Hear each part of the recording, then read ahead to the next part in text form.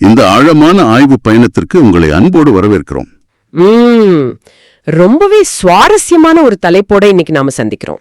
ஆமா, இன்னைக்கு நாம எடுத்திருக்கிற சோர்ஸ் அண்டம் குரல் அறிவியல் ரகசியம் அப்படிங்கிற ஒரு பிரத்யேகமான கட்டுரை. கண்டிப்பா இந்த முழு ஆய்வோட முக்கிய நோக்கம் என்னன்னா, இந்த மனித உடலை சுத்தி இருக்கிற ஆரா அப்படிங்கிற ஒளிவட்டம் வெறும் மாயையா இல்ல அதுக்குள்ள அறிவியலா அப்படிங்கறத அலசுறதுதான். சரியா சொன்னீங்க.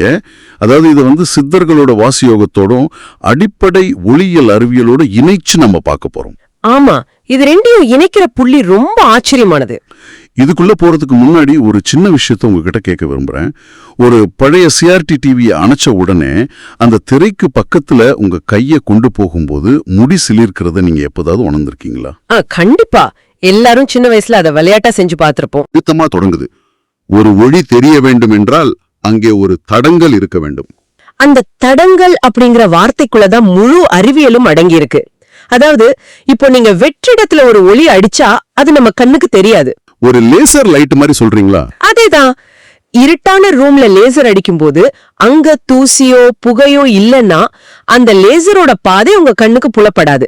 செவுத்துல விடுற புள்ளி மட்டும்தான் தெரியும். ஆனா ரூம்ல புகை இருந்தா அந்த பாதை அப்படியே ஒரு கோடு மாதிரி தெரியும் இல்லையா? சரியா சொன்னீங்க. அந்த புகையில இருக்கிற துகள்கள் தான் ஒளியின் பாதையில ஒரு தடங்களா மாறுது. அதனாலதான் அந்த ஒளிக்கற்றையை உங்களால பார்க்க முடியுது. அப்போ இதே விஷயத்தை தான் மனித உடலோடும் இந்த கட்டுரை ஒப்பிடுது.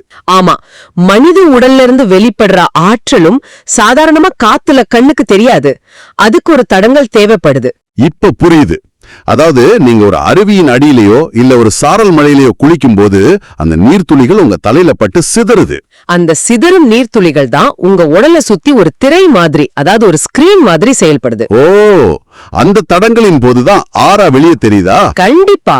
உச்சி தலையிலிருந்து வெளியேறும் ஆராவோட உண்மையான வடிவத்தையும் வண்ணத்தையும் அந்த நீர்த்துளிகள் மூலமா தான் பார்க்க முடியும். இதுல ரொம்ப சுவாரஸ்யமான தகவல் ஒண்ணு இருக்கு. வாசி யோக சாதகர்கள் தங்களோட ஆற்றல் எந்த அளவுக்கு வளர்ந்திருக்குன்னு சோதிக்க இந்த அருவி நீரை தான் பயன்படுத்துறாங்க. ஆமா, இயற்கையான அருவி நீரை அவங்க ஒரு லேப் உபகரணம் மாதிரி பயன்படுத்தி தங்களோட ஆராவை கவனிப்பாங்க. இத கேக்குறப்ப ரொம்பவே ஆச்சரியமா இருக்கு. இப்ப என்ன விஷயம்னா, ஆரா அப்படிங்கிறது வெளியிலிருந்து வர ஒளி கிடையாது. அது நம்ம உடலுக்குள்ள இருந்தே உற்பத்தியாகி வெளியேற ஒரு மின்காந்த அலை. அதாவது எலக்ட்ரோமேக்னெட்டிக் வேவ்னு சொல்றாங்க இல்லையா? அதேதான். இது கொஞ்சம் எளிமையா புரிஞ்சுக்க நீங்க முதல்ல சொன்ன அந்த டிவி உதாரணத்தையே எடுத்துக்கலாம். அந்த முடி சிலிர்க்கிற விஷயம். ஆமா, டிவி திரைக்கு பக்கத்துல கைய வைக்கும்போது முடி சிலிர்க்கிறது வெறும் மேஜிக் கிடையாது. அங்க ஒரு நுட்பமான மின்காந்த புலம் இருக்கு. அப்போ வெளியில இருக்கிற ஒரு காந்த புலம் நம்ம உடம்ப பாதிக்குதுன்னு சொல்றீங்க? ஆமாம், அதே மாதிரியான ஒரு ஆற்றல் புலம் தான் நம்ம உடலை சுத்தி எப்பவுமே இருக்கு. இங்கதான் விஷயம் மிகவும் சுவாரஸ்யமாகிறது. இன்னொரு உதாரணமும் கட்டுரையில ரொம்ப அழகா சொல்லிருக்காங்க. தலைக்கு குளிச்சுட்டு முடி நல்லா காய்ந்த நிலையில இருக்கிற ஒரு 7-8 வயசு பெண் குழந்தையோட முடியின் அடிப்பகுதிக்கு பக்கத்துல கைய கொண்டு போனா அந்த முடி காந்த மாதிரி உங்க கைய நோக்கி ஈர்க்கப்படும். ஆமா, இது சாதாரணமா நடக்கக்கூடிய ஒண்ணுதான். ஆனா இதை எப்படி ஆறான்னு உறுதியா சொல்றாங்க? ஏன்னா அந்த ஈர்ப்பு விசைதான் மனித உடல்ல இருக்கிற பயோமேக்னட்டிசம். நரம்பு மண்டலம் வழியா மூளை அனுப்புற ஒவ்வொரு சிக்னலும் ஒரு சின்ன மின்சார தூண்டுதல் தான். ஓ, அப்போ நம்ம உடல் வெறும் தசைப்பிண்டம் கிடையாது, அது ஒரு பயோ எலக்ட்ரிக் மேக்னெட். ரொம்ப சரியா சொன்னீங்க. உடல்ல ஆற்றல் அதிகமா இருக்கும்போது இந்த ஈர்ப்பு விசையும் அந்த ஒளிவட்டமும் இன்னும் ரொம்ப பலமா இருக்கும். இதத்தான் வாசி யோகம் மூலமா சித்தர்கள் பெருக்குறாங்கன்னு கட்டுரை சொல்லுது. ஆமா, சாதாரண மூச்சுக்கும் வாசியோக மூச்சுக்கும் நிறைய வித்தியாசம் இருக்கு. அவங்க மூச்சை உள்ள இழுத்து நிறுத்தி வெளியிடும்போது முதுகு தண்டுவடத்துல ஒரு உராய்வு ஏற்படுது. அந்த உராய்வின் காரணமா ஒரு நுண் மின்சாரம் உற்பத்தியாகுது. அதேதான் நுண் மின்சாரம்னு சொல்றோம். இது வீடுகள்ல பயன்படுற மின்சாரம் கிடையாது, செல்களுக்கிடையே பாயும் மிக நுட்பமான உயிராற்றல். இந்த மின்சாரம் தான் தண்டுவடம் வழியா மேல போய் உச்சந்தலையை அடையும் போது ஒரு காந்தப்புலமா மாறுதா? கண்டிப்பா. ஒரு காந்தப்புலம் உருவாகணும்னா அங்க மின்சாரம் பாயணும். தண்டுவடம் ஒரு வயர் மாதிரி செயல்படுது, அந்த மூச்சுக்காற்று ஒரு டைனமோ மாதிரி செயல்படுது. இது ரொம்ப தெளிவான அறிவியல் விளக்கம். ஆனா ஒரு பெரிய கேள்வி இங்க வருது. சாதாரணமாக காற்றில் கலந்து விடும் இந்த ஆற்றல் நம்ம கண்களுக்கு தெரிவதில்லை. ஆனா தண்ணில படும்போது மட்டும் எப்படி அது ஒளியா மாறுது? இங்கதான் நாம ஒளியியல் அழிவியல, அதாவது ஆப்டிக்ஸ பத்தி பேசணும். நீர்த்துளிகள் உங்க தலையில் பட்டு சிதறும் போது ஒவ்வொரு நீர்த்துளியும் ஒரு சிறிய லென்ஸ் மாதிரி செயல்படுது. ஓ, ஒரு 3D லென்ஸ் மாதிரி செயல்படுதா? ஆமா, உடலிலிருந்து வெளியேறும் மின்காந்த அலைகள் இந்த நீர்த்துளிகளுக்குள் ஊடுருவும் போது ஒளி சிதறல் நடக்குது. இதத்தான் ரிஃப்ராக்ஷன் அப்படின்னு சொல்றோம். அதாவது ஒரு முப்பட்டகத்தின் வழியா வெள்ளை ஒளி போகும்போது 7 நிறங்களா மாறுமே, அதே போலவா? அதேதான். கண்ணுக்கு தெரியாத அந்த காந்த அலைகள் இந்த நீர்த்துளிகள் வழியா பயணிக்கும் போது பல வண்ண ஒளிய சிதறுது. அறிவியல்ல இத ஒரு போட்டானிக் எஃபெக்ட்னு சொல்றாங்க. ஆனா பல 100 வருஷங்களுக்கு முன்னாடி சித்தர்கள் இதை எப்படி பார்த்திருக்காங்கன்னு கட்டுரை சொல்லியிருக்கிறது தான் ரொம்ப ஆச்சரியம். ஆமா, அந்த மேற்கோள் ரொம்பவே ஆழமானது. பஞ்சபூதங்களில் ஒன்றான நீல் உடலின் நெருப்பை கண்ணாடி போல காட்டும் வித்தை அன்னு சொல்லியிருக்காங்க. எவ்வளவு ஒரு அற்புதமான வார்த்தைகள் பாருங்க. உடலோட உயிராற்றல நெருப்புன்னு சொல்றாங்க, அத வெளியில காட்டும் கண்ணாடியா நீரை பயன்படுத்துறாங்க. அறிவியலையும் மெய்ஞானத்தையும் இதை விட அழகா இணைக்க முடியாது. ஆனா இப்ப எனக்கு ஒரு சந்தேகம். சொல்லுங்க. அருவியில குளிக்கும் போதோ மழையில நனையும் போதோ தண்ணீர் கால்லையும் தான் படுது.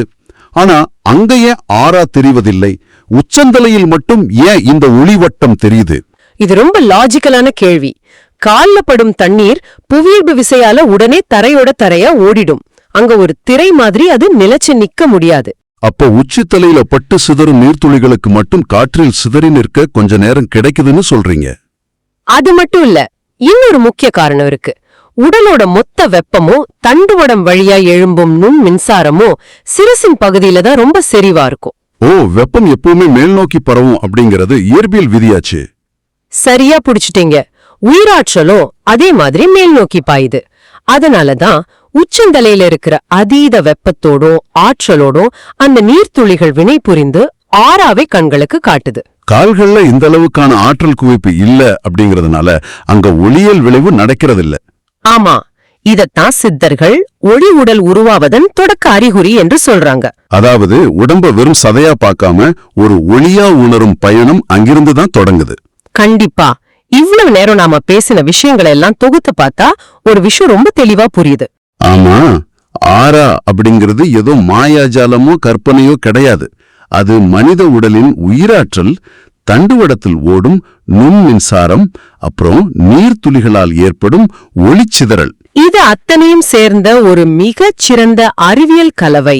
அடுத்த முறை நீங்க மழையில நனையும் போதோ அல்லது அருவியில குளிக்கும் போதோ உங்களை சுற்றியுள்ள அந்த சிறிய லென்ஸ்களையும் உங்க முதுகு தண்டுவடத்தில் ஓடும் நுண் மின்சாரத்தையும் ஒரு கணம் நினைச்சு பாருங்க. நீங்க வெறும் உடல் அல்ல, ஒரு சக்தி வாய்ந்த பயோ எலக்ட்ரிக் மேக்னெட். அருமையா சொன்னீங்க.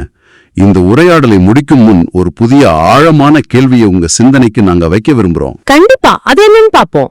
நம் உடல் தொடர்ந்து இப்படிப்பட்ட ஒரு நுண் மின்சாரத்தையும் காந்தப்புலத்தையும் உருவாக்கி வெளியேற்றுகிறது என்றால் ஒரு விஷயம் யோசிச்சு பாருங்க. சொல்லுங்க. தினமும் கூட்ட நெரிசல்ல, பேருந்துல அல்லது அலுவலகத்துல உங்களுக்கு அருகில் நிற்கும் மனிதர்களின் காந்த புலங்களோடு உங்கள் காந்த புலம் உங்களுக்கே தெரியாம எப்படி தொடர்பு கொள்கிறது? ரொம்ப அருமையான ஒரு சிந்தனை இது. மற்றவர்களின் கண்ணுக்கு தெரியாத அந்த ஆற்றல் அலைகள் உங்கள் அன்றாட மனநிலையையோ முடிவுகளையோ எப்படி பாதிக்கலாம்? இத கொஞ்சம் ஆழமா சிந்திச்சு பாருங்க.